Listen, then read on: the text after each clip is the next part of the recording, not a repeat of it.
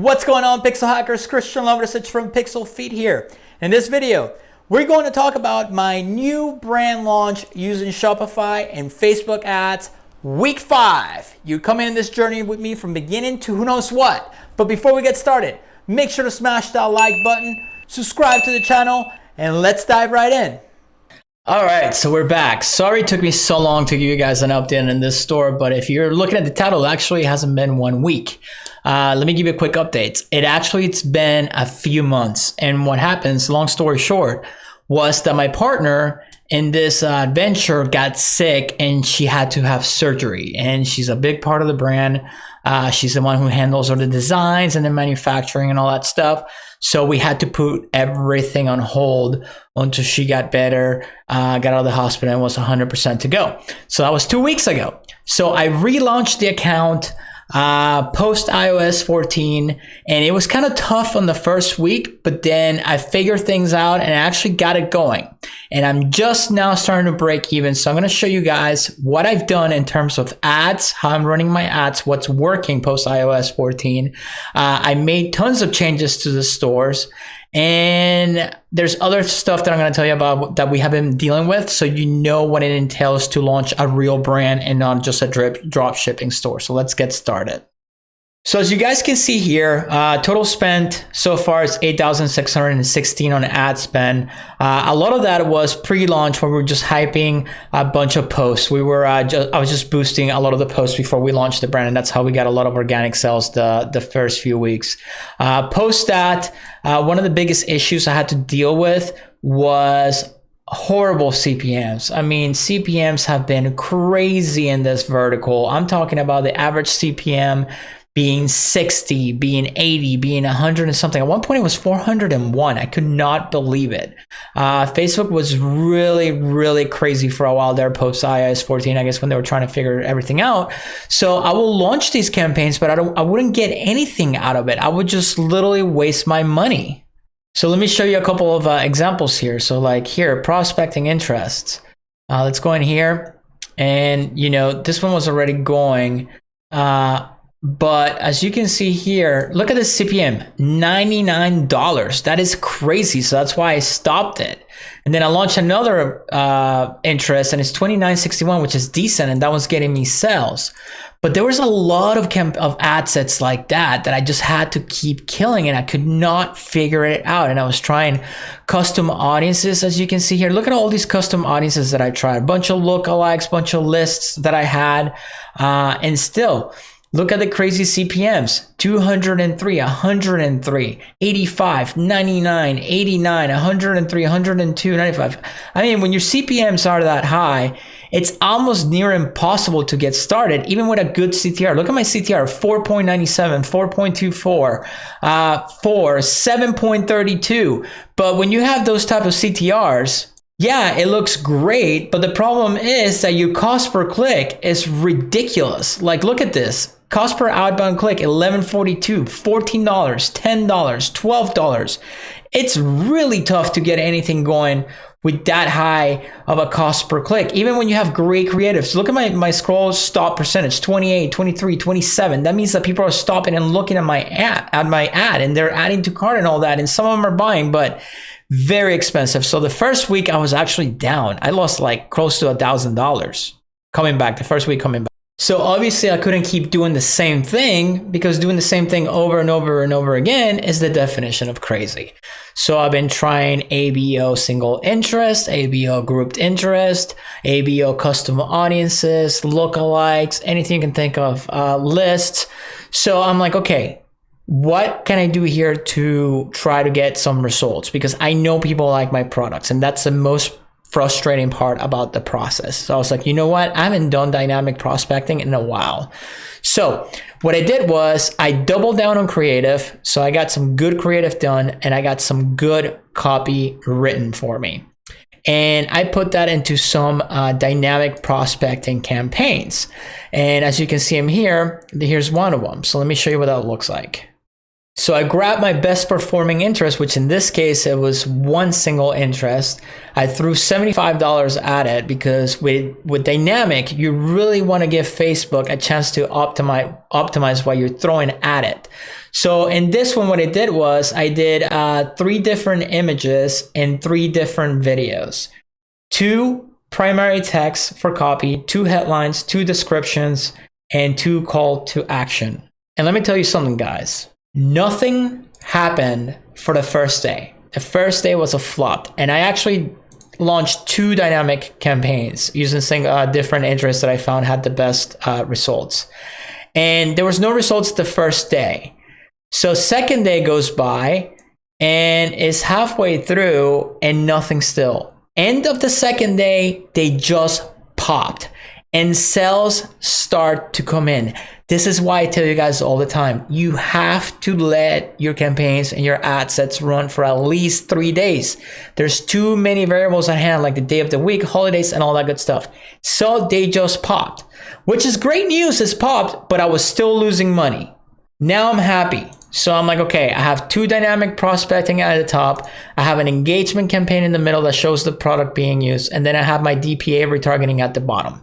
After a couple of days, Facebook did an update and it killed my campaigns. So I just literally grabbed them and duplicated them and then created version 2 and version 2. That's it. That's all I did. I duplicated them. And then halfway through the week, I launched a few more ABO grouped interest ad sets that just hit starting at $25 because I knew that my pixel was getting the information that it needed and Facebook was finding my audience. So now I'm getting sales. All right. Now remember, sales are great, but you got to see, are we profitable or not? And then you got to take into consideration the cost of your products. So let's go back for the month. So let's go 30 days, right?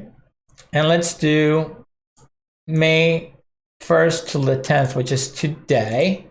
I'm going to show you how much I've spent. Which, by the way, all these stats are off. Facebook's off by about 35% because of the iOS update. So my ad spend is $2,114 for the past 10 days.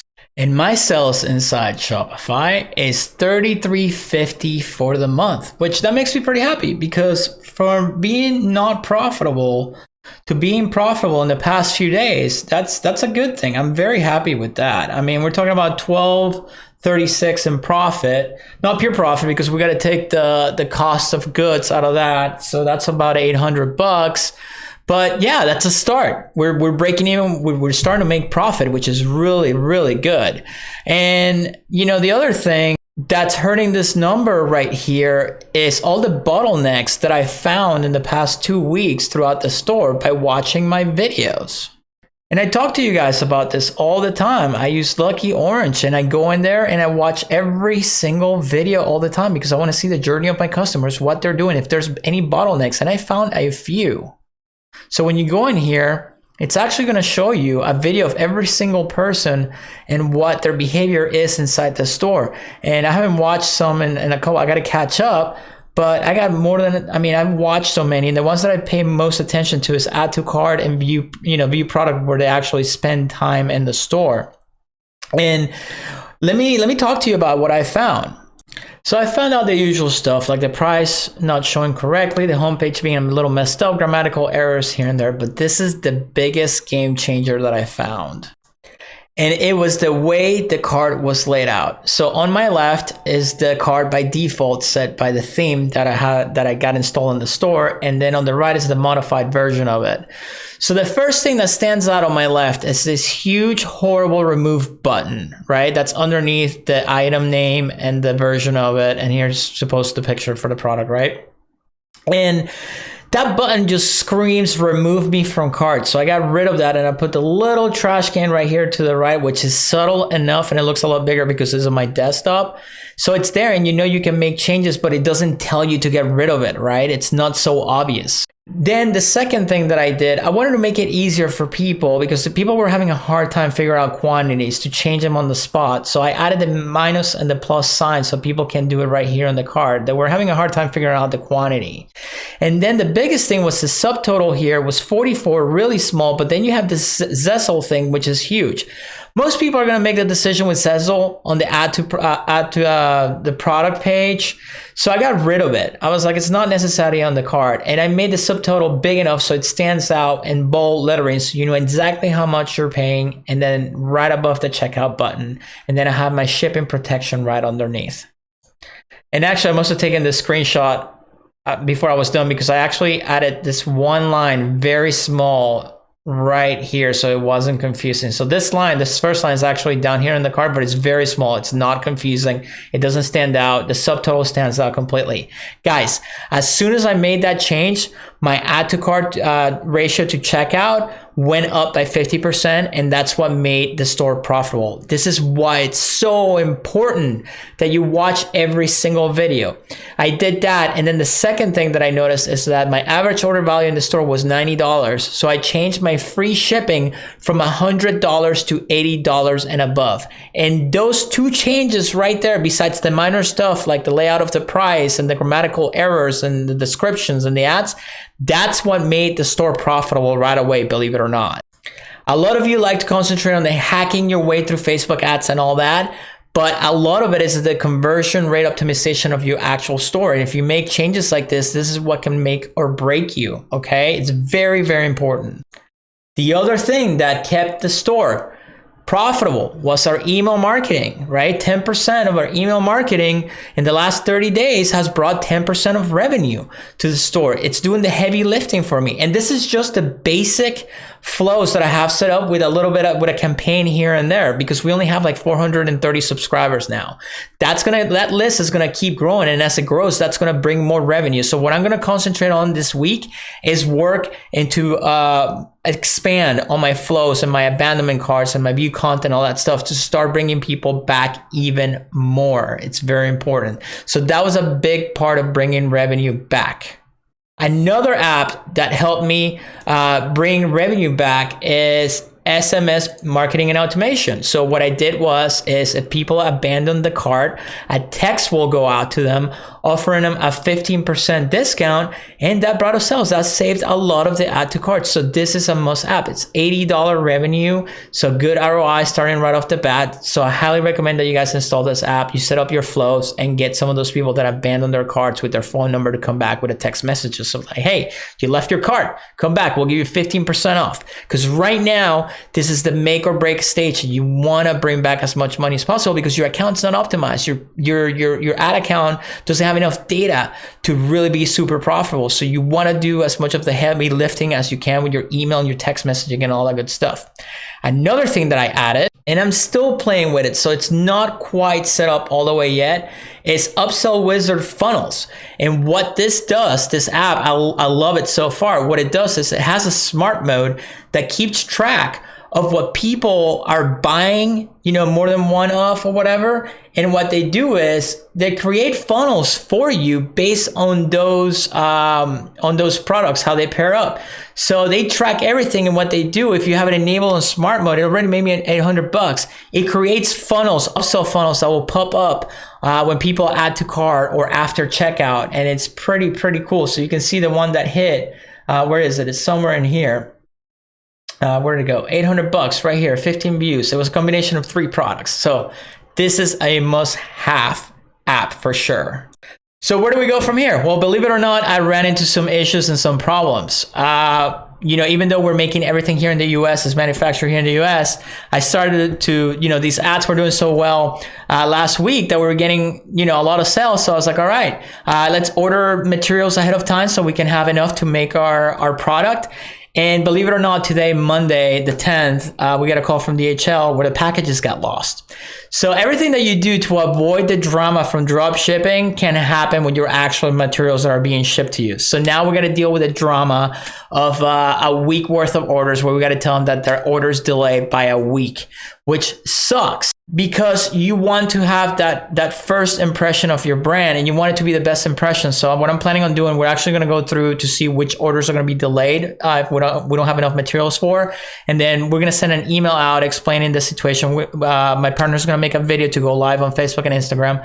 We're going to link to it and we're going to offer them a 25% discount and a free gift for the trouble of, us not getting the materials in time. So I should take care of that. So from here, I'm gonna keep running ads. I'm gonna keep scaling as soon as I can, and then I will keep you guys updated on how the store does and how I scale the ads and how it goes from here, dealing with iOS 14 and all that stuff, and how to keep it profitable and how to grow it to the world. Hopefully this keeps going the way I want it, and it's a massive brand. Guys, if you like that video, make sure to check out the links in the description below. Help support the channel. If you want to keep learning about Facebook ads, Shopify, digital marketing in general, make sure to check out one of the videos right above me, and I will see you guys in the next video.